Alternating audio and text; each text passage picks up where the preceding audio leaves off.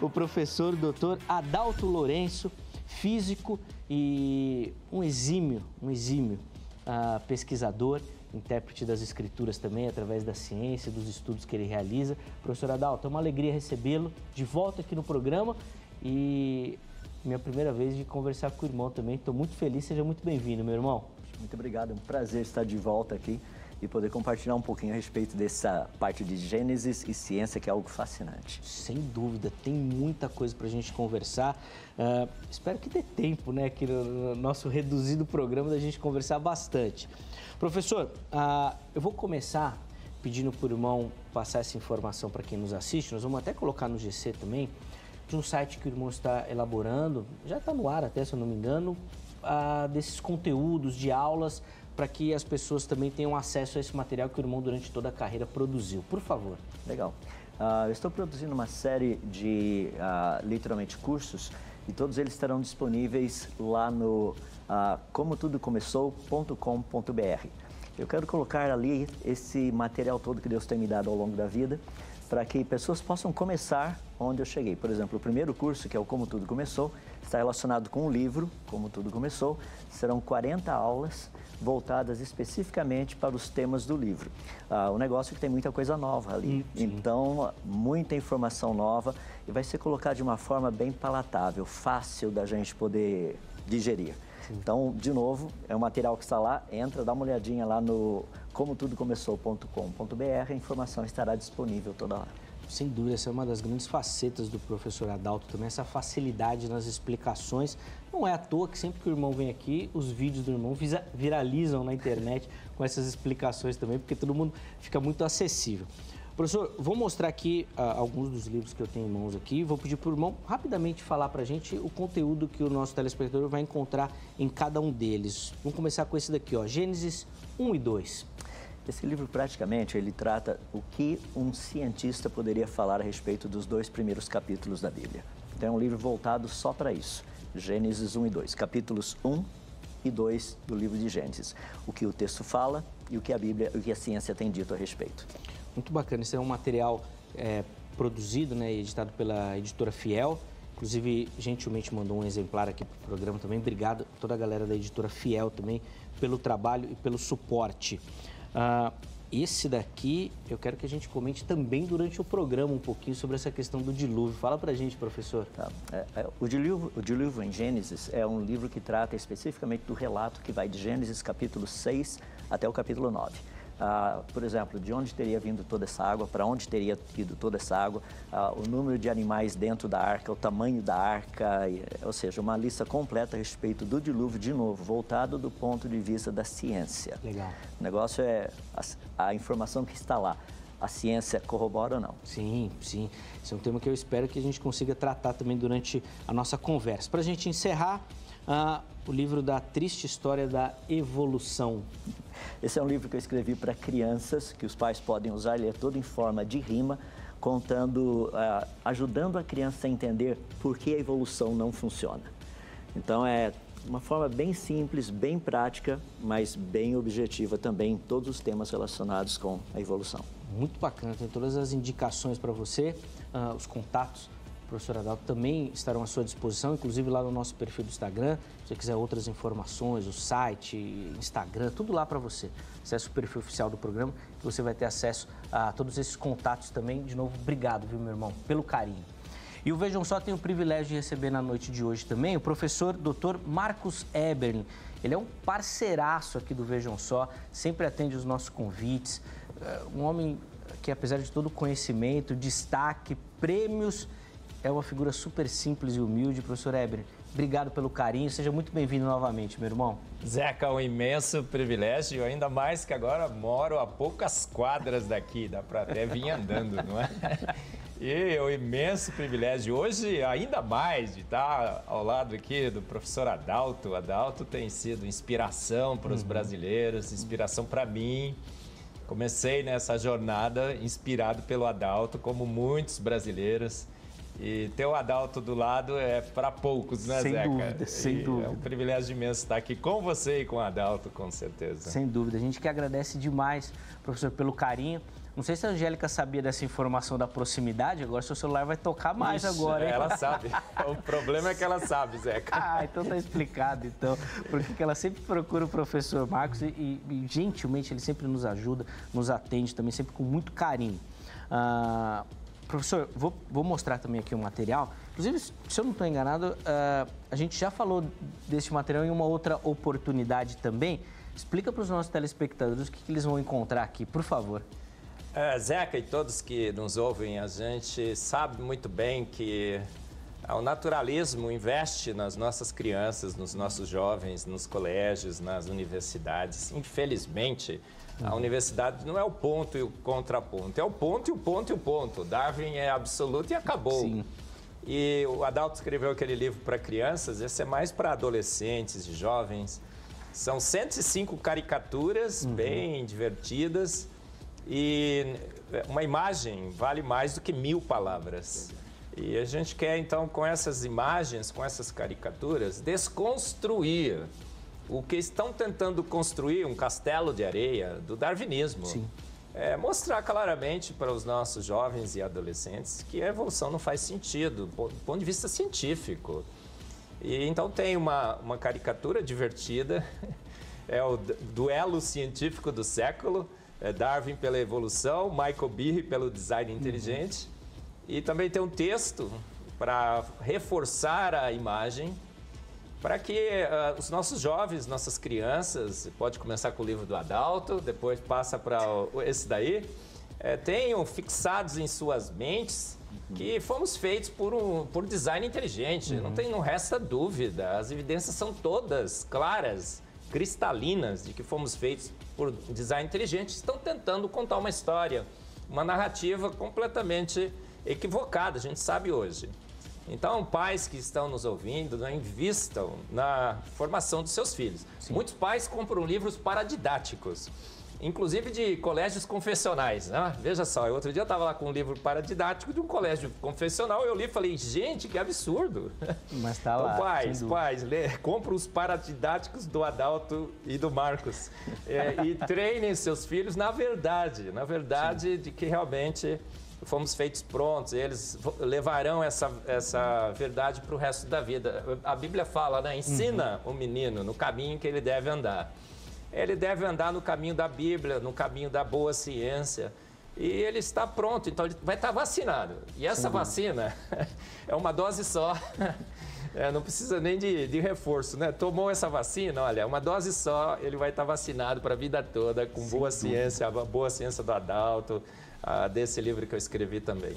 Sem dúvida, e isso que é importante, boa ciência, quebrando muito desses paradigmas que ainda ficam presos, né? Fala da Bíblia, isso não tem nada a ver com ciência. Durante a nossa conversa você vai perceber bastante essa questão também. De novo, professor, obrigado pelo carinho. Os contatos do professor Marcos também estarão à sua disposição durante o programa e no nosso perfil do Instagram. Se perdeu, não deu para anotar, entra lá no perfil oficial do programa, o @programa Vejam Só, que você vai localizar também tudo lá direitinho para você. Antes da gente rodar a matéria, que vai apresentar um pouquinho do tema que nós vamos conversar, deixa eu só reforçar com você a nossa parceria aqui do Vejam Só com a Garbo.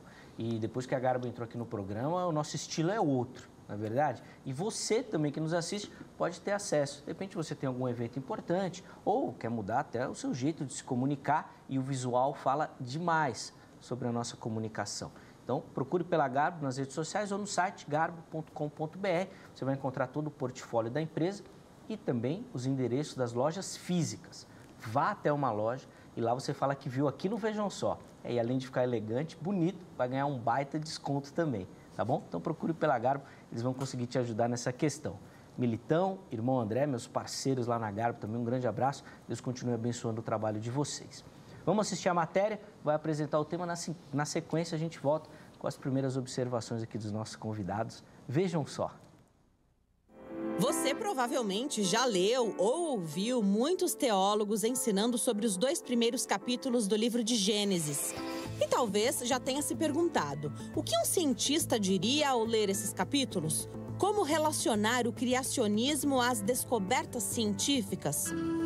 Quando estudamos a natureza e vemos a perfeição, o projeto de engenharia e o design inteligente ali encontrados, demonstram uma sabedoria muito além daquela que percebemos nos mais inteligentes seres humanos.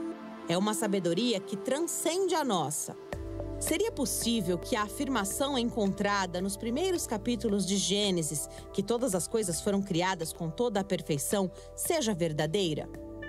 O fato é que o relato da criação encontrado nos 2 primeiros capítulos de Gênesis é constantemente atacado, tanto por teólogos liberais quanto por pensadores que não acreditam na literalidade destes capítulos. Seria porque esses primeiros capítulos de Gênesis apresentam algum erro teológico ou algum erro científico? O que podemos falar sobre esse texto bíblico diante das descobertas científicas? Podemos em algum momento associar a Bíblia com a ciência? Vamos fazer essa junção agora, ou pelo menos vamos pensar sobre o assunto. Fique ligado, o Vejam Só de hoje está imperdível e já está no ar. Exatamente, imperdível. E eu já vou começar por aí, para a gente aproveitar e otimizar o nosso tempo também. Professor Adalto, é possível, com a ciência, explicar o livro do Gênesis também? Ou ali a gente tem que ler, aceitar pela fé e vai adiante? Eu lembro que eu tinha alguns professores de teologia que eles falavam isso. Falavam, tem coisa que você pode questionar, tem outras que você aceita, vai embora e não fica se apegando nisso. Ficava meio assim, né? Mas ia, né? Estão falando. Como é que funciona na leitura do Gênesis? A ciência pode auxiliar, explicar? Olha, tem 2 aspectos que são muito importantes ali. Eu não consigo provar que Deus criou o mundo. Então, isso aí é pela fé. Mas eu consigo provar que o mundo foi criado. Então, essa diferença precisa ficar muito clara quando nós tratamos desse aspecto de Gênesis. Tem muita informação em Gênesis que ela é exatamente do jeito que a ciência tem descoberto. Deixa eu só citar um exemplo para nós começarmos. Gênesis capítulo 1, verso 2, diz que o Espírito de Deus pairava por sobre as águas. Isso significa que logo no início do universo haviam moléculas de água. Em 2012, usando os nossos telescópios, nós descobrimos que a 12,5 bilhões de anos-luz de distância daqui, ou seja, logo lá no comecinho do universo, lá no cantão lá, haviam moléculas de água, em uma quantidade absurda. O que acontece então? A Bíblia e a ciência estão falando exatamente a mesma coisa. Então o livro de Gênesis é espetacular por causa disso. A gente tem condição de olhar o que Gênesis fala, a gente olha o que a ciência tem descoberto e percebe que os dois estão falando exatamente a mesma coisa. Mas, de novo, a separação tem que ser a seguinte: eu não consigo provar que Deus criou o mundo, mas eu consigo provar que o mundo foi criado. Então, nesse aspecto das coisas relacionadas a um mundo criado, sim, a Bíblia e a ciência, os dois falam exatamente a mesma coisa. A mesma língua. E como é que a academia aceita ou não, professor Marcos, essas descobertas? Porque, assim, para quem está de fora, parece que esse embate ele é bem ríspido. E sempre que aparece alguma afirmação dessa, a ciência explica a Bíblia, parece que todo mundo fica oriçado. Como é que a academia reage a essas questões? Zeca, a academia fez um pacto com o naturalismo, com o darwinismo. A academia, a ciência que nasceu como tendo Deus como seu autor e consumador, o fundamento maior da ciência é a existência de Deus, porque sem Deus não vale a pena fazer ciência. Ela fechou o pacto com o naturalismo, em 1859, iluminismo, positivismo e tudo mais. E ela excluiu Deus das suas explicações. E ela disse para a humanidade, vamos explicar tudo com matéria, energia e espaço. E tem apregoado essa explicação naturalista, que explicariam tudo, até a piedade de Madre Teresa de Calcutá, como eu sempre falo, né? Os serial killers e tudo mais. Eles estão anunciando isso. Agora, quando os achados confirmam Gênesis, e são mais e mais e mais achados todos os dias, né? O James Webb está por aí, né? O Adalto vai falar.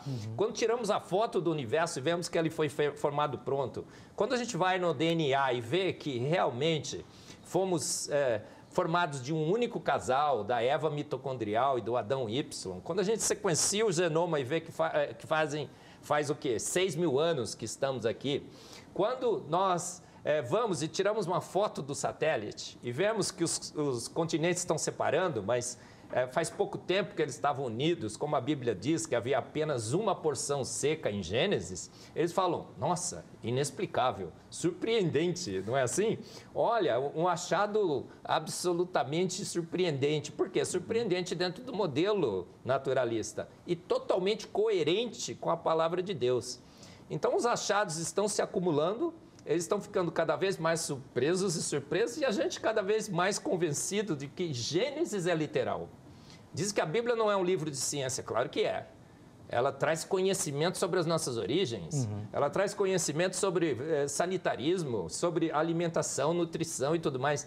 Ela não é um livro de ciência se você pensar nos livros de ciência tradicionais, que passa 10, 15, 20 anos já estão desatualizados. Sim, tem que mudar tudo. A Bíblia está aí, né? Há 3.000 anos, pensa bem, 3.000 anos e cada vez mais sendo confirmado. Que livro de ciência que tem essa performance? Um livro de 40 anos atrás já está empoleirado, não é? Fora. Maldito o homem que confia no homem e na sua ciência. A boa ciência da Bíblia foi revelada pelo Deus da ciência. Ele criou todas as coisas. A única testemunha ocular foi Deus. Não é? Foi e é ainda, né, Zeca? Sim. Não é assim, Adalto? E olha, o livro de ciência com C maiúsculo é a Bíblia. Eu tenho um podcast agora, né, Zeca, que eu falo assim, um podcast em que um cientista ousa proclamar, anunciar que é a Bíblia que tem autoridade sobre a ciência, e não o contrário. Legal. A Bíblia que está corrigindo a ciência, que está reformando os achados científicos. E aí, cada vez que a gente estuda, mais a gente se convence que o relato de Gênesis 1, 2, 3, de Gênesis 1, 1 a Apocalipse 22, 21, acho que é esse o último versículo, tudo excelente qualidade, excelente ciência. Diz que a Bíblia fala que Deus fez, mas não fala como Deus fez. Foi Ele que fez, mas não como Ele fez. Que é isso, o Adalto vai falar aqui. Gente, tem versículos e versículos e versículos dizendo como Deus fez. Ele dá os detalhes, ele dá o tempo, ele dá o material, ele mostra exatamente como Deus fez pelo poder único, exclusivo da sua palavra, e a ciência tem confirmado essas verdades. Sem dúvida. Antes de abrir até a oportunidade para você que nos assiste participar também, mandando as suas observações sobre o tema, professor Adalto, eu vou pedir para o irmão falar um pouquinho, porque nesse aspecto de boa ciência, da ciência interferir na leitura bíblica, surgiu aquela demanda da teoria do gap, né, do intervalo ali dos primeiros versículos.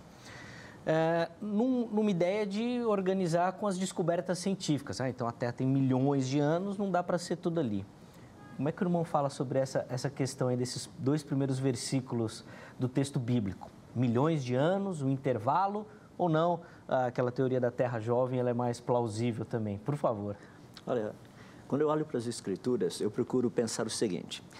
Livro de Gênesis, imagina Moisés lá nas campinas de Moabe, o povo pronto para entrar na Terra Prometida. Por que Moisés usa esse relato de Gênesis? Porque ele leu isso daí para o pessoal. O que ele quis dizer com isso para aquele povo? Ou seja, quando nós olhamos o significado disso, o que Moisés tinha em mente? O que ele escreveu? Daí entra um aspecto muito importante nas Escrituras, que é a maneira como eu trabalho com a Bíblia. Primeiro, a Bíblia não foi escrita para brasileiros e não foi escrita em português. Então, nós precisamos entender uma outra cultura, uma outra maneira de pensar. Por outro lado, a Bíblia, ela nos dá toda a base para nós trabalharmos com ela, não num processo interpretativo, mas num processo de explicação. Então, por exemplo, quando eu pego Gênesis capítulos 1 e 2, o que aquilo seria olhando do ponto de vista básico? Vamos pegar então a questão do Gênesis 1, verso 2. Isso. O que Moisés tinha em mente quando ele estava tratando disso? Tá? Primeiro, ele está nos dizendo a respeito dos dias da criação. Dia 1, dia 2, dia 3, dia 4, dia 5 e dia 6. A pergunta é em qual versículo começa o primeiro dia da criação? Tá? Porque o Gênesis 1, 1 é o resumo de tudo que vem depois. Se você pega Gênesis 1, 26 e 27, é um resumo do capítulo 2. Então, Gênesis capítulo 1, verso 2, ele se encaixa onde? Ele é parte do primeiro dia ou não? E a resposta é simples, ele é parte do primeiro dia. O Gênesis, o primeiro dia da criação, começa no verso 2.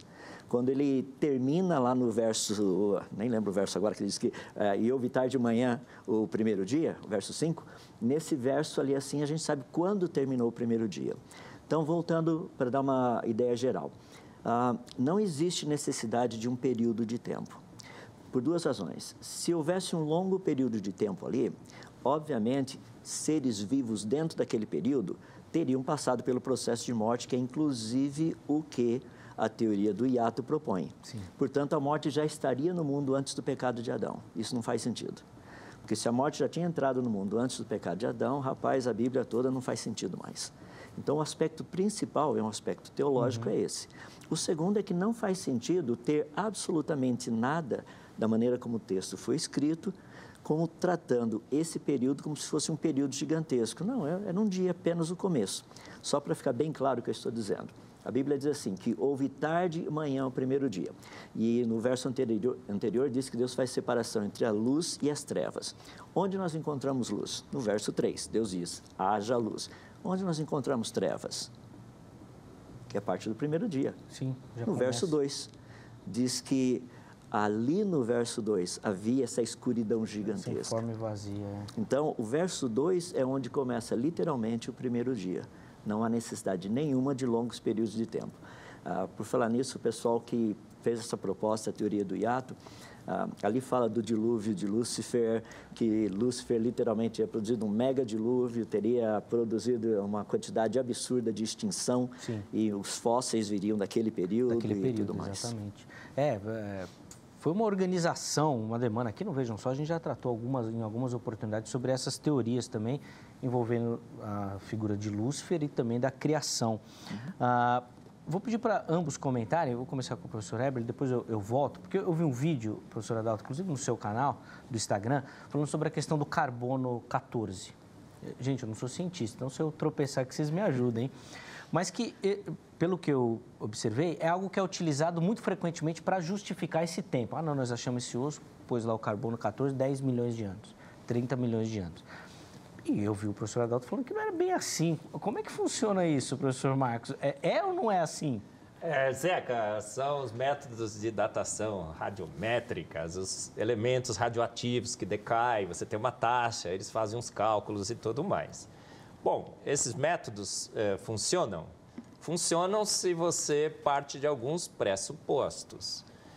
É tipo assim, olha, você tem um copo e está pingando água. Aí, um jarro pingando água num copo.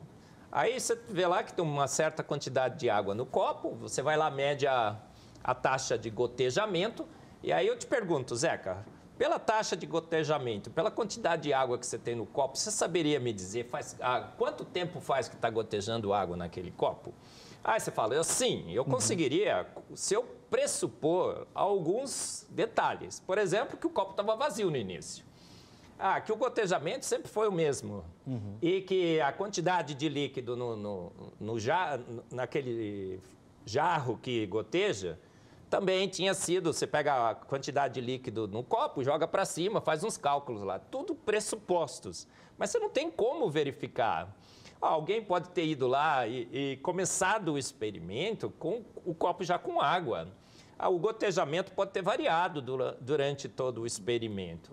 Então, todos esses métodos radiométricos partem de vários pressupostos. O carbono 14 são 11 pressupostos. É mais ou menos assim, ó. Se foi assim, se foi assim, se foi assim, se foi assim, se foi assim, se foi assim. Já falei 11, deixa eu ver. Se foi assim, se foi assim. A data é essa. Agora, qual é a chance de 11 pressupostos, os 11 estarem certos contra um estar errado? É muito mais provável que um deles esteja errado do que os 11 estarem certos. Então, esses métodos, na realidade, não são 100% confiáveis. Mas, recentemente, Zeca e todos que estão nos ouvindo, pegaram um osso de T-Rex, cortaram, tinha tecido mole, células sanguíneas, putrescina e cadaverina, são diaminas voláteis. Aí começaram a cortar todos os ossos do registro fóssil. Tem osso de animal que diz que tem 500 milhões de anos, meio bilhão de anos. E encontraram o quê? Colágeno, elástico e plástico. As proteínas dos dinossauros estavam intactas. Encontraram, inclusive, parece que está confirmado, DNA de dinossauro. Esse é o método de datação que não precisa de pressupostos. Você pode pegar o DNA, pôr no laboratório e estudar o seu tempo de vida. Você pega o colágeno, você sabe quanto tempo que ele fica elástico e plástico. Ou seja, está definida a questão. Eu sempre brinco, né? O Adalto ganhou, gente. Aí eu junto com ele na carona, tá? O Adalto ganhou, gente. Porque o pessoal fala assim, nossa, o Adalto, ele é muito radical, né? Muito fundamentalista, pragmático, a Terra é jovem. Gente, a Terra é jovem. A vida na Terra é jovem, o universo é jovem. E os dados estão todos aí para mostrar. Tecido mole em dinossauro. Dinossauro, o naturalismo fala 60 milhões de anos. Sim. Gente, vamos combinar aqui, Zeca e Adalto. Toda dona de casa que está nos assistindo, precisamos ser bem didáticos, né? Ó, dinossauro é mais ou menos peixe com galinha, pensa assim, né? Um réptil. Você bota a carne dele fora da geladeira, quanto tempo estraga todo mundo que está nos ouvindo? Alguns dias, mas 60 milhões de anos preservado. Qualquer médico que está nos ouvindo, colágeno, elástico e plástico são poucos anos, milhares, não milhões. Então nós temos as evidências, temos as fotos de satélite, temos as fotos do Hubble, do James Webb, temos os dados de genômica e tudo mais. Todos os dados confirmam que Gênesis é literal e que ele tem que ser lido com o Gênesis só. Você lendo a boa ciência do Gênesis, você tem uma boa ciência que está sendo confirmada com a boa ciência que está sendo feito hoje. É extremamente jovem, a Bíblia tem e sempre terá razão. É um livro que você pode deixar na sua prateleira, um livro de ciência que está sempre atualizado. Cada vez que o tempo passa, ela fica mais atualizada. Boa. Fala um pouquinho disso, Adalto, porque foi lá nos seus vídeos lá que me despertaram essa questão aí também do carbono e dessa datação toda essa dinâmica. Vou pegar o exemplo do Marcos, da jarra e do copinho, tá? Dependendo da quantidade de água que tem na jarra, é a quantidade de água que seria possível colocar no copinho.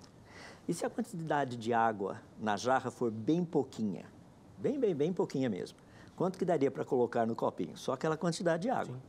Carbono 14 funciona da mesma maneira. Carbono 14 tem uma meia-vida muito curtinha, tá? Muito curta, ou seja, depois de um pouquinho tempo, não teria mais carbono 14 nenhum na amostra.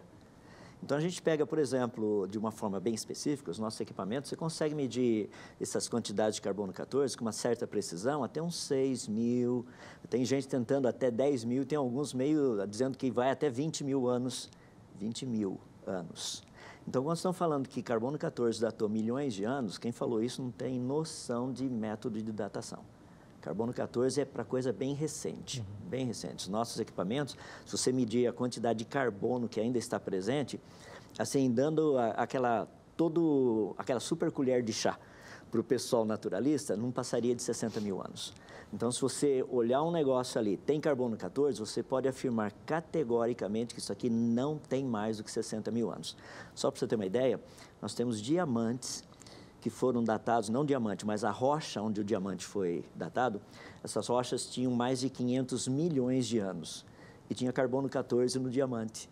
Se tem carbono 14 no diamante é porque esse negócio não pode ter mais do que 60 mil anos. Sim. Tá, eu estou usando assim o melhor possível, estou puxando a sardinha para o lado do pessoal naturalista, tá? Estou dando todo apoio para eles. Então, 60 mil anos. Portanto, a rocha onde estava o diamante tem que ser mais nova do que o diamante. Não daria para ser o contrário, porque o diamante estava formado, a rocha se formou ao redor dele. Ou seja, aqui uma rocha que foi datada com 500 milhões de anos e o diamante não pode ter mais do que 60 mil, rapaz, tem alguma coisa errada nisso. Então, carbono 14, presta atenção, ele mostra que o sistema é jovem. E isso daí tem tudo a ver com a Bíblia. A Bíblia fala de uma terra jovem, e uma terra aí de 6 mil, 10 mil anos no máximo. Se você pegar literalmente a cronologia bíblica, a gente está falando de uns 6 mil anos. Eu sei que para muita gente fala assim, 6 mil anos, isso é ridículo. Espera aí, a evidência aponta para quê?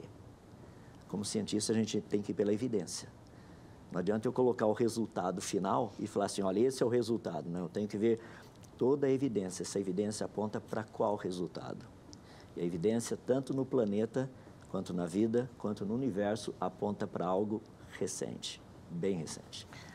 Eu até me empolguei aqui, esqueci de abrir a oportunidade para você que nos assiste participar também lá no nosso perfil do Instagram. Vou falar rapidinho para a gente continuar a conversa aqui, ó. Entra lá no nosso perfil, tá aqui, ó, @programa Vejam Só, e lá você encontra as nossas enquetes, que é a oportunidade de você dar a sua opinião sobre o tema que nós tratamos aqui, inclusive justificar as suas escolhas, e aí a gente vai colocar aqui durante a nossa conversa a sua opinião também sobre a temática que nós estamos abordando. A enquete que nós colocamos lá foi a seguinte, ó. Na sua visão, o livro do Gênesis precisa ser comprovado cientificamente ou devemos aceitar pela fé? Você tem duas opções, cientificamente, tá bom? Vote, ou pela fé, vote lá também. Dê a sua visão, dê a sua resposta e na sequência você justifica. Na postagem seguinte, você já põe lá, acho que cientificamente por conta disso. Não, pela fé, por conta disso, disso, tá bom? Fique à vontade e participe. Aliás, essa foi uma dinâmica que apareceu muito na nossa conversa. Professor Marcos, o irmão tem falado repetidamente que a Bíblia é o livro perfeito de ciência. Mas essa ainda parece que não é a visão do povo evangélico, não. Muita gente que participou lá da enquete, a produção já me alertou aqui, falando que a Bíblia é pela fé. Não tem que misturar as coisas, não mistura que vai dar errado. Vai dar errado mesmo, professor? Claro que não, Zeca. Essa é uma batalha, acho que minha, do Adalto, de alguns também, poucos, hein, infelizmente. Sim. É que a nossa fé é racional. A gente não crê em duende, fada madrinha, ET, chupacabra. Gente, espera aí, vamos combinar. A fé, a Bíblia define a nossa fé muito bem, né? A Bíblia é clara em definir a fé. A fé é o firme fundamento. Sim. Estais sempre prontos a dar a razão da sua fé. Então, se você não pode dar a razão da sua fé, você não pode ter fé. Se é uma fé irracional, isso não é fé, isso é loucura. Isso é crer em ET, chupa-cabra para dar madrinha. A fé bíblica, Jesus fez os milagres para quê? Para que creiam que eu sou o Filho de Deus. Ele deu provas de si. A Bíblia fala, fazei prova de mim. Deus pede para que façamos prova. Então, a Bíblia tem várias declarações científicas para que a gente possa comprovar com a ciência. E possa crer no que não se pode comprovar. Isso eu aprendi com o professor Adalto, tá? Essa é sua, né, Adalto? E olha só, aí a gente está atolado, afogado e abarrotado de evidências, gente. O livro de Gênesis pode ser aceito pela ciência ou pela fé, pelos dois. Pela fé racional baseada na boa ciência. Olha, eu não creio em Deus. Eu tenho certeza absoluta que ele existe. Pela boa ciência que eu pratico. Romanos 1,20 está assim, porque os atributos invisíveis de Deus, o seu eterno poder, a sua divindade, se veem claramente nas coisas que foram criadas. Então, Romanos, pelo menos eu entendo que Paulo está me dizendo assim, olha, você, estudando a natureza, você vai encontrar Deus, as suas assinaturas, os seus padrões. Você vai saber que foi ele que fez. A Bíblia não diz exatamente que foi Deus, mas foi um ser eterno não, atemporal, né? Ele está fora do tempo, todo-poderoso, extremamente caprichado, não é? Exibido, exagerado. Detalhista. Detalhista. Olha, ele gosta de colorir, todo o universo é colorido e tal. Quem seria esse ser? O ser que a Bíblia descreve, Então, a gente pode ter uma visão científica sobre Gênesis, ter uma fé racional? Absolutamente sim. A boa ciência confirma a palavra de Deus, a boa ciência confirma a existência de Deus. E a gente tem uma fé totalmente racional, muito diferente da fé que anda por aí, que diz que urso nadando de boca aberta virou baleia, não é? E que dinossauro virou canário ou galinha, alguma coisa assim, gente. Eu brinco, né? Eu sou muito mais irreverente do que o Adalto, acho que por isso que a gente se dá bem, né? É o Batman e o Robin, viu? Boa. Eu belisco que ele assopra, né? E, gente, para com isso, naquela sopa ácida escaldante e venenosa surgiu a nossa tataravó. E cristão, crendo na evolução, cristão dizendo que a Bíblia tem alegoria, que Gênesis é alegórico. Todos os verbos, tem uma pesquisa que foi feita, Zeca, todos os verbos de Gênesis são verbos usados em relatos históricos, 99,9%. E quando é poético, usam-se outros verbos, outros tempos verbais. Então é um relato técnico. A boa ciência está confirmando que realmente são 6.000 anos. Eu fui um evolucionista, teísta, criacionista evolucionário, como estão dizendo agora. Os cristãos evolucionistas, criacionistas evolucionistas, que eu acho hoje uma aberração. Por quê? Eu entendo isso. Eu abandonei a evolução. Aí eu fui um criacionista de terra antiga e de universo antigo. Achava que o Adalto era meio... Estava fora da curva, né? Era um pouco radical demais. Ô Zé, que eu fui estudando, cada vez que eu estudo eu me converto mais. Ao Adalto, a minha professorinha da EBD, que sempre me disse que Gênesis tem que ser lido com a Bíblia só e que são 6.000 anos. E que a cronologia da Bíblia está certa. Gap pulou. Se Deus tivesse pulado, falou, estou parando aqui, gente, vou voltar daqui 1 milhão de anos, não é assim? Ele não faria isso. A Bíblia declara que ela é clara, que ela é suficiente, que ela é inerrante e que ela é autoridade em ciências, em teologia e em filosofia. Então, você acha que ele não deixaria claramente evidenciado isso? E as evidências são todas de que realmente a nossa fé é baseada na razão e que a ciência corrobora a nossa fé e corrobora Gênesis. Sim. Então, a gente não precisa ter uma escolha entre ciência e fé. Você pode ter uma fé na ciência de Gênesis. Eu fico com a impressão que esse é o grande dilema do cristão, professor Adalto. O fato de aceitar as coisas cientificamente comprovadas parece que anula a fé. Comprovou, aí não é mais fé, já passou. Existe essa batalha ou nós que estamos inventando isso? Olha, é mais invenção. Deixa eu dar um exemplo bem prático. Eu vim aqui e me assentei nessa poltrona. Eu não pesquisei para ver se a poltrona iria suportar o meu peso ou não. Então, o fato de eu ter me assentado aqui foi pela fé. Só que eu já sentei em várias outras. Nenhuma delas quebrou e nenhuma delas eu caí. Eu assumi que essa também iria ter condição de suportar o meu peso. Tá? O que acontece é o seguinte, Deus nos dá uma quantidade imensa de coisas testáveis para que por meio dessas eu possa aceitar aquelas que não são testáveis. Deixa eu dar um exemplo prático. Se eu perguntar para você, nosso telespectador aí, o céu existe? Me prova. Se eu perguntar para você, o inferno existe? Me prove. Percebe? Eu não tenho como provar a existência do céu e a existência do inferno. Mas se eu perguntar para você, a Babilônia, a cidade da Babilônia, existiu? A gente sabe onde ela estava. Sim. Se eu perguntar para você, a cidade de Nínive existiu? A gente sabe onde ela estava. E eu posso pegar rios, acidentes geográficos, cadeias de montanhas, tudo aquilo que a Bíblia fala de locais específicos, todos eles existiram. E daí quando a Bíblia fala de céu e inferno, eu vou questionar? Percebe? Ela me deu toda uma base para eu crer naquilo. Falou, olha, tá vendo? Tudo que eu falei a respeito que é testável, pode ir lá e é exatamente como foi dito. Porque isso me dá a base para eu aceitar aquilo que não é testável. É o que o Marcos citou a respeito dos milagres de Jesus. Por que Jesus fez tantos milagres? Para que as pessoas soubessem que ele era quem ele dizia ser. Sim.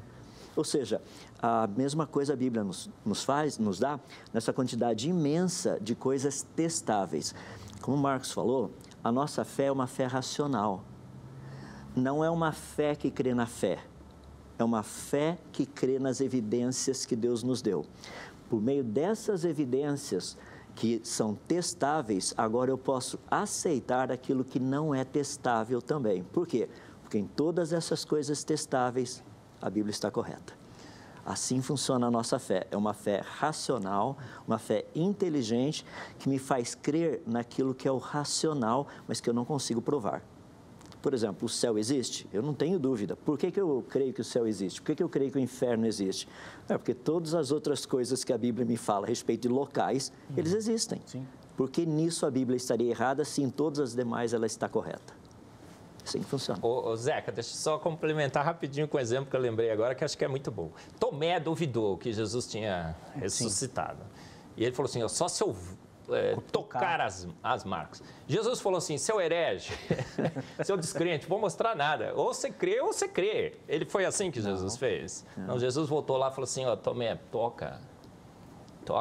Porque eu te formei, eu sei que você é um ser racional, que você precisa de evidências. Ele falou assim, bem-aventurado o que crê sem ver. Por que Jesus falou isso? A minha interpretação do texto, tá? Não sei se eu estou certo ou se eu estou errado, mas se é minha, eu acho que é boa, né?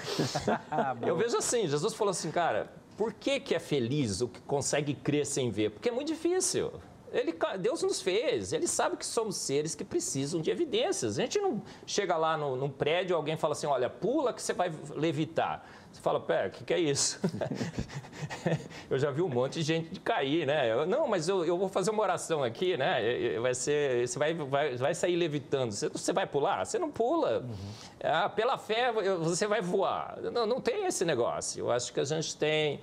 realmente, no exemplo de Tomé, um exemplo muito claro que o próprio Cristo falou, está aqui a evidência, Tomé. E ele não repreendeu a Tomé, ele foi lá e mostrou a evidência porque ele conhecia, ele tinha formado, nós somos feitos à imagem e semelhança de Deus. E precisamos também de razões para a nossa fé.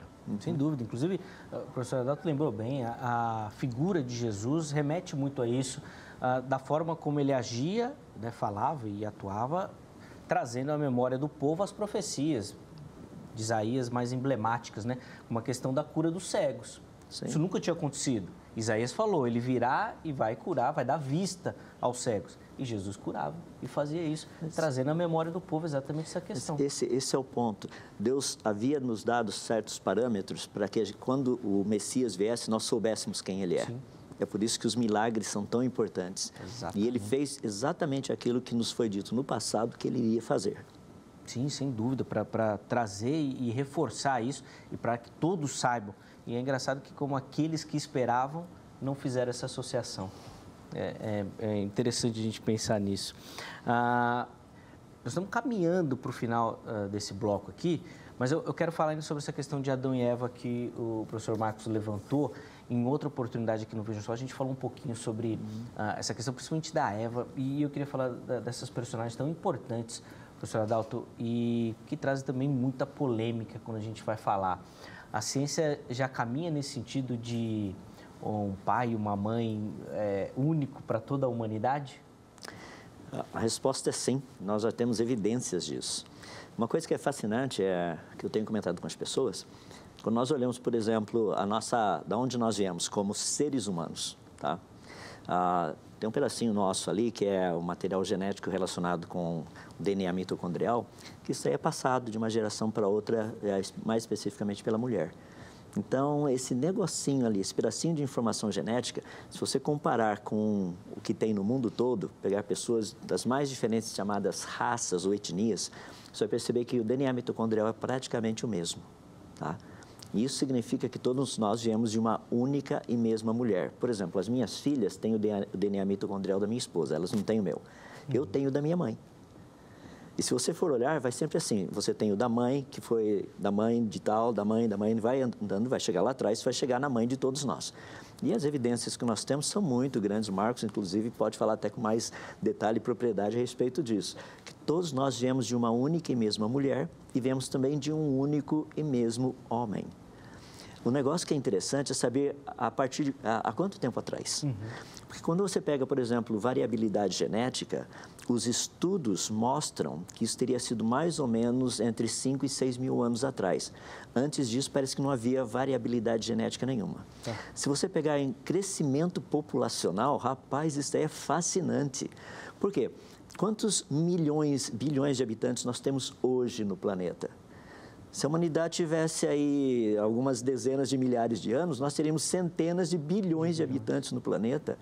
Nós temos um número pequeno e todos os modelos matemáticos que mostram crescimento populacional, por alguma razão mostram que a humanidade começou a crescer entre 5 e 6 mil anos atrás. Por quê?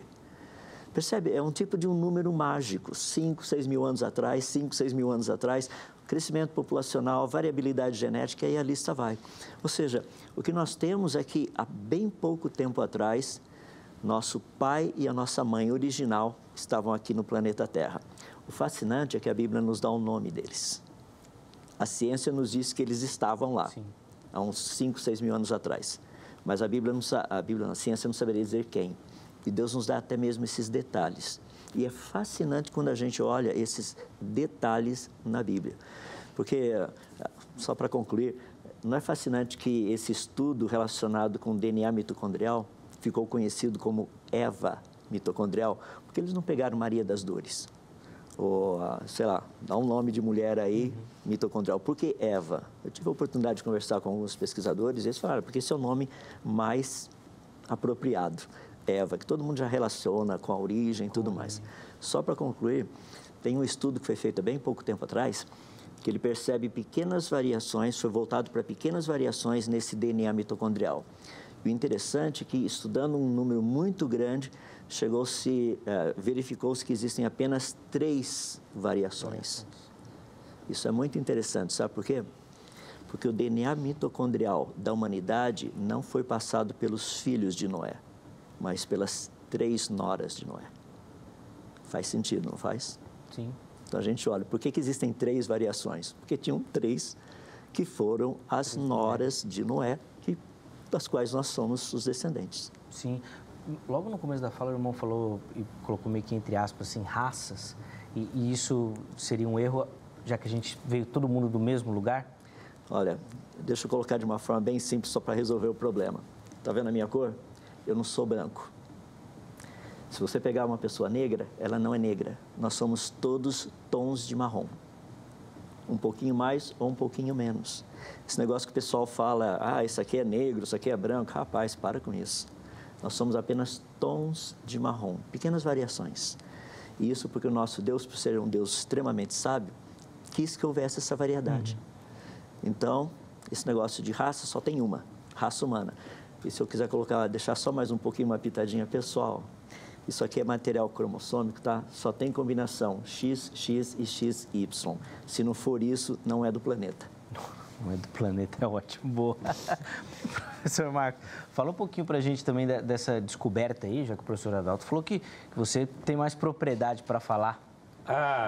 Não mais que o Adalto. Mas olha só, propriedade está com o Adalto, não é? É, né? Eu sou discípulo do Adalto. Boa. Olha só, fizemos também o sequenciamento do genoma humano. Demorou 20 e poucos anos o primeiro. Hoje se faz em poucas horas no laboratório. Acho que 1 hora, 1h30 você consegue sequenciar. E descobrimos que, na realidade, estamos evoluindo. Se você é um cristão que acredita na evolução, esquece. A gente teve um programa aqui, né, com o Weber, sobre se podemos ser microevolucionistas. Eu disse, não podemos ser evolucionistas coisa nenhuma, nem micro, nem macro e nada de evolução, porque Deus completou a sua obra, viu que era muito bom e daí para frente é ladeira abaixo. Zeca, não é, Adalto? E o que acontece? Nós estamos evoluindo? Não, nós estamos involuindo. O genoma humano mostrou isso, o projeto ENCODE, genoma humano, e estamos acumulando de 50 a 100 mutações deletérias a cada geração. Então, todo filho é um pouco mais defeituoso do que seu pai, em 50 a 100 mutações deletérias. Olha, a máquina está realmente degradando. Aí, como pode ser feito o genoma muito rápido, fizeram genomas de muitos e muitos humanos por esse planeta. Aí não só descobriram a Eva mitocondrial e o Adão Y, como também descobriram que se tivéssemos aqui há milhões e milhões de anos, como apregoam por aí, que Deus escolheu de 10 mil um casalzinho, né?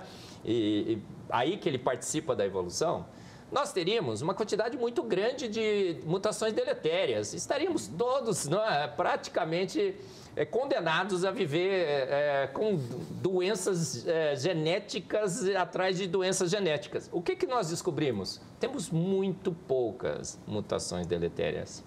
E foram fazer o cálculo, deu o número mágico do Adalto, 6.000 anos. Olha lá. Olha só, olha, tudo mostra. Os cometas, né? Os cometas de gelo, o máximo 100 milhões de anos. Aí disseram assim, não, tem o cinturão de Kuiper, ou Kuiper, como você preferir chamar. Foram lá investigar, não tem gelo, não pode ser maternidade de cometa. Então é a nuvem de Oort, né? Jogaram o problema lá para um espaço longínquo. A nuvem de Oort é o grande saci-pererê da ciência. Todo mundo sabe que essa nuvem existe, né, Zeca? Mas ninguém nunca viu. Então, os cometas mostram que a Terra é jovem. Qual é a árvore mais antiga do nosso planeta? Tem sequoias e pinheiros que são eternas. Se você planta, ela não morre. Ela não tem mecanismo de apoptose e não tem um controle do seu tempo de vida. Ela pode viver eternamente, na teoria. Você vai lá com uma sonda, pega os anéis e consegue datar muito bem essas árvores. A árvore mais antiga no planeta é a Matusalém, na Califórnia, um lugar todo preservado, que ninguém nunca vai, eles nem deixam chegar lá. Quanto tempo? 4.700 anos. Eles acho que erraram um pouquinho ali, né? Pode acertar com a Bíblia o tempo dessa datação. Tem um pinheiro que é chamado de pinheiro bisavô, no Chile, que também foram fazer o cálculo, 5.300 anos. Está um pouco extrapolado, porque pela Bíblia você pode corrigir, né? 4.700. Tem uma grama na Austrália, uma grama marinha, que sabe-se que ela cresce de 30 a 50 centímetros por ano. Encontraram lá essa grama imensa, foram fazer o cálculo, 5.000 e poucos anos. Por que esse número mágico sempre aparece? Porque é o número da palavra de Deus, e quem revelou foi o próprio Deus, porque toda a Escritura é inspirada por Deus e útil para o ensino, para a repreensão, para a justiça. Tem cristão que acha que não, que começa na torre até a Torre de Babel é alegoria. Para frente, como é que pode? Quem que fez essa decisão, né, Zeca? Sim. Outra coisa, as civilizações, os egípcios, 4.000 e poucos anos, a Babilônia, todas as civilizações começam pós Torre de Babel, da separação.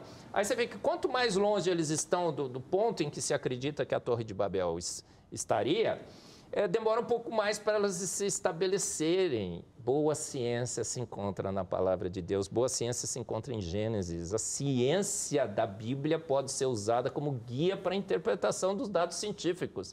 E quando a gente usa a ciência da Bíblia, a gente não erra.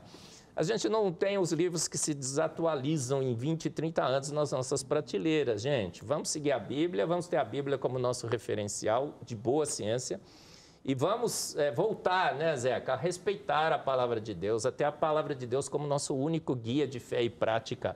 Uma palavra inerrante, toda literal. Não tem nenhuma alegoria lá. Vamos parar com os compromissos com milhões e milhões de anos. Vamos parar de dizer que Ion são eras. O que é isso, gente? Ion é dia literal de 24 horas. Eu estou estudando hebraico agora, viu, Adalto? Legal. Não tem pelo hebraico como você não dizer que aquilo lá é um dia de 24 horas literal.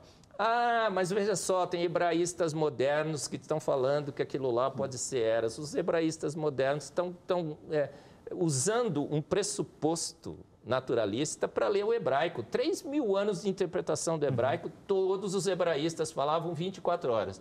Agora, vem os pós-modernos, hebraístas pós-modernos, com o seu paradigma de milhões e milhões de anos, ficam corrompendo o Ion da Bíblia. É o Ion de Gênesis, 24 horas, literal, 6.000 anos, em 6 dias criou Deus os céus, a terra e o mar e tudo o que neles há.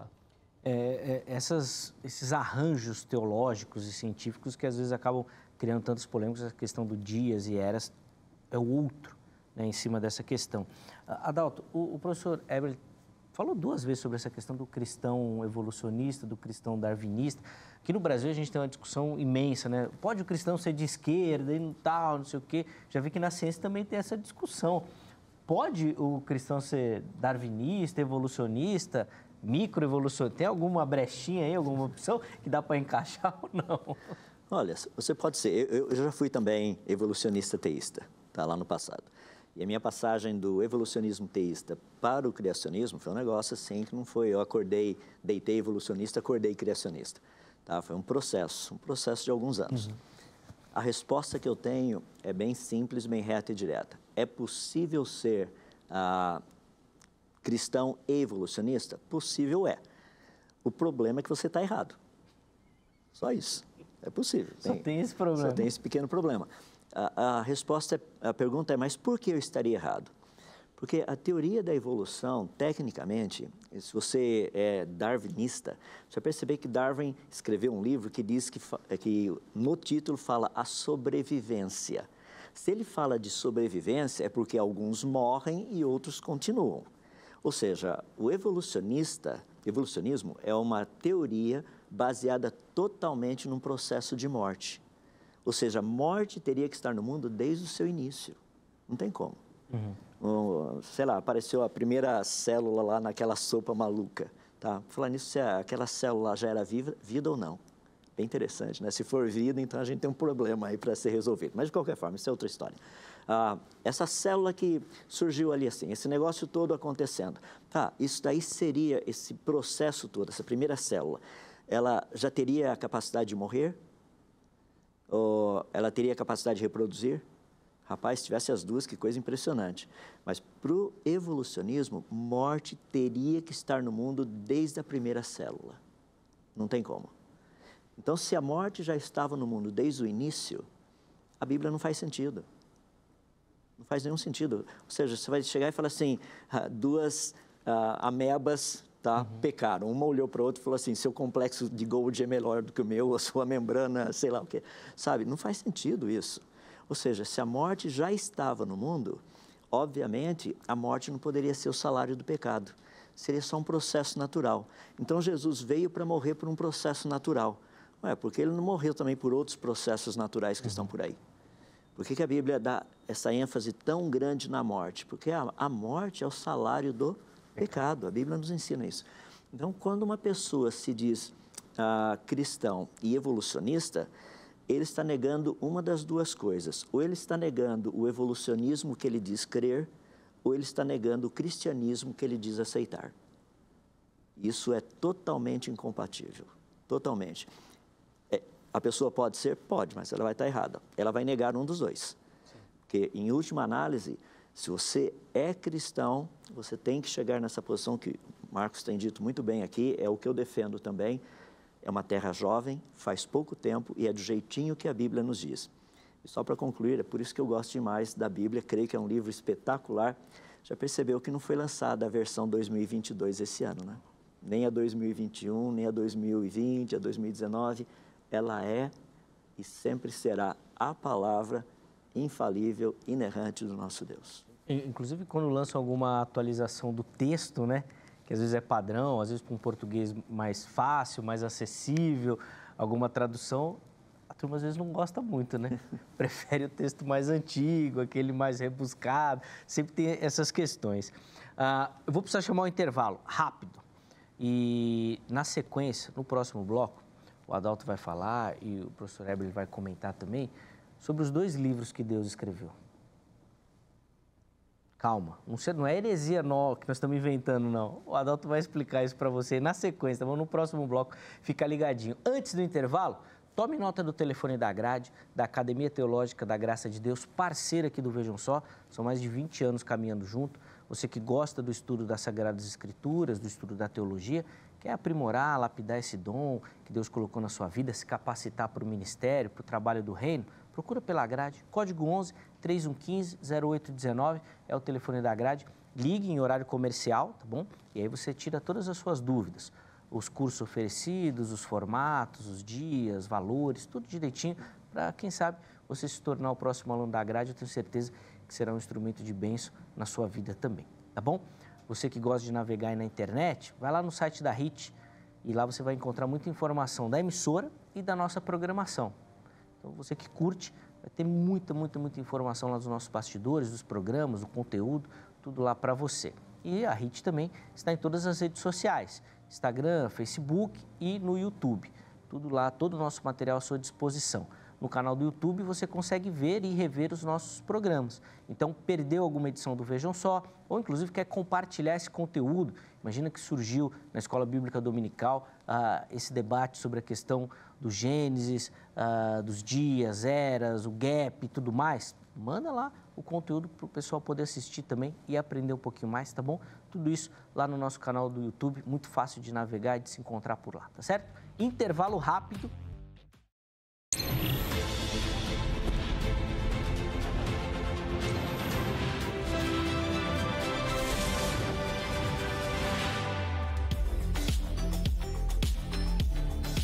Muito bom, já estamos de volta com o programa Vejam Só, intervalo rapidíssimo aí na nossa conversa.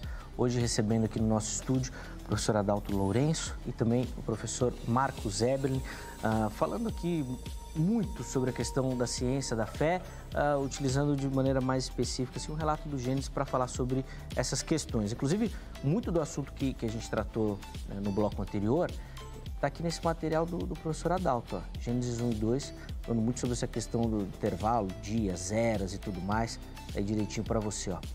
Vai lá que você vai encontrar muita informação.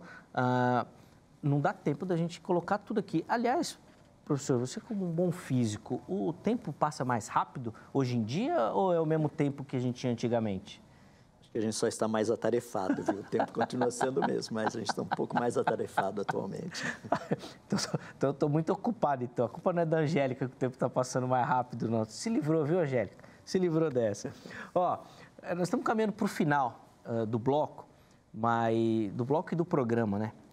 Mas eu quero ainda tratar de um assunto que, de novo, eu vi nas suas redes sociais. Fiquei navegando lá, viu, professor Adalto? Está muito bacana, inclusive, o seu perfil no Instagram também. Fica aqui a indicação para você que quer conhecer um pouquinho mais, não só do Ministério do Irmão, do trabalho, mas também dessas questões científicas relacionadas à Bíblia. E tem um vídeo lá do irmão falando sobre os 2 livros que Deus deixou, que eu fiquei intrigadíssimo, achei muito interessante. E eu queria caminhar para o final do programa de hoje falando sobre essa temática dos 2 livros que Deus escreveu. Legal. Eu trato especificamente de 2 livros, na verdade são 3, tá? Mas 2 são os óbvios. O primeiro é o livro das obras de Deus, que é a natureza. E o segundo é o livro das palavras de Deus, que é a própria Bíblia. Tem um terceiro livro, que é óbvio também, que é o livro da sua imagem, que é Jesus Cristo. Mas os 2 livros que nós trabalhamos mais são o livro das suas palavras, a Bíblia, e o livro das suas obras, que é a própria natureza. Quando você vai no livro de Romanos, inclusive foi o texto que o Marcos citou, quando diz assim que as coisas, esses atributos invisíveis de Deus são claramente vistos por meio das coisas criadas, ou das coisas que foram criadas, essa expressão no grego, coisas criadas, é uma palavra só, que foi traduzida em 2 palavras no português. A palavra grega é a palavra poema, de onde nós tiramos a palavra poema. Então, a natureza nada mais é do que um poema que Deus escreveu. Na verdade, Deus quer que nós aprendamos a lê-lo. Ou seja, o que a natureza é, o que significa. Eu já estive uma vez, alguns anos atrás, com o Weber, e eu falei do 3 em 1. Sim. Então, quando nós olhamos a natureza, por que a natureza é 3 em 1? Porque essa é uma característica dela. Quando nós olhamos os atributos invisíveis de Deus, que atributos invisíveis seriam esses? Por exemplo, Deus é eterno. Como é que eu saberia que Deus é eterno? De que maneira eu consigo ver isso? Uma coisa que Deus criou que me ajuda a entender esse atributo invisível de Deus, que é o ser eterno, foi o tempo. O fato de Deus ter criado o tempo, agora eu sei o que significa ser eterno. Se Deus não tivesse criado o tempo, eu não saberia o que é ontem, o que será amanhã. Imagina Deus chegar e Deus não tivesse criado o tempo e Deus dissesse o seguinte: eu nunca deixarei de existir. Espera aí, o que significa nunca se o tempo não existe? Define nunca. Tira o contexto de tempo. Não faz sentido. Ou se Deus falasse assim, eu sempre existi. Qual o conceito de sempre se tempo não existe? Percebe? Então Deus criou algo na natureza que pudesse me mostrar alguma coisa relacionada com Ele, um atributo dele que seja invisível. E todos os demais atributos de Deus estão aí na natureza. Então essa é a parte que é bonita quando nós estudamos o livro das suas obras, a natureza, e o livro das suas palavras, que é a Bíblia. Por isso que eu digo assim que essa oportunidade que Deus nos dá, Marcos, eu e tantos outros aí, de estudarmos a natureza, estudarmos o livro das suas palavras também, a Bíblia, é espetacular. Porque nós vemos o quanto que os 2 eles andam juntos, porque o autor é o mesmo. Deus não iria dizer algo na Bíblia e dizer algo completamente diferente na natureza. Não é caráter de Deus fazer isso. Ele diz a mesma coisa de maneiras diferentes. Inclusive, isso é a boa poesia hebraica. Você diz a mesma coisa de 2 maneiras diferentes. Sem dúvida. Professor Heber, para a gente poder encerrar, o salmista trabalha com esse conceito também, né? Quando ele fala que os céus proclamam, né, a obra, a criação de Deus também, mostrando que o autor bíblico tinha essa noção de que Deus tinha colocado o dedo, uma mão inteira, né, na criação. Zeca, Salmos é um livro de ciência das nossas origens, porque em Salmos 33, 9, porque, olha, como eu falei no início, dizem que a Bíblia diz que foi Deus que fez, um ser, né, de extrema sabedoria, mas não fala como ele fez. Eu falo, peraí, tem gente que não está lendo a Bíblia? Nem Salmos está lendo. Porque em Salmos 33, 9, está escrito assim, ó, porque ele falou e tudo se fez. Ele falou e tudo se fez. Então, é claramente dito nesses Salmos que foi o falar de Deus que propiciou todas as obras, que startou, que catalisou, que iniciou tudo. Foi o poder da sua palavra. Ele ordenou, e quanto tempo passou para que tudo fosse formado? O próprio Salmos diz, né? O 33, 9. Ele ordenou e logo tudo foi criado. O logo, a palavra hebraica, não é assim um logo de passar algum tempinho. É imediatamente, de pronto. Então, está fechada a questão. Ou você tira esse salmo da sua Bíblia, ou você segue a ciência da palavra de Deus. Não foram milhões e milhões de anos. Em Salmos 33, 6, está escrito assim, porque o universo foi criado pelo sopro, pelo espírito de sua boca. Então, ele falou e tudo se fez. Jesus esteve aqui e fez a mesma coisa. Falou, Lázaro, sai para fora.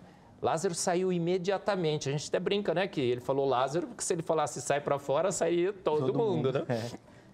Ele falou, haja vinho, e houve vinho. Ele nem falou, né? Ele pensou. A mulher que vertia sangue encostou nas vestes, no cinto, né? Naquela corda que segurava. E ele falou, senti que de mim saiu o poder. Então, está muito claro em Gênesis, nos Salmos, na Bíblia toda, como Deus fez.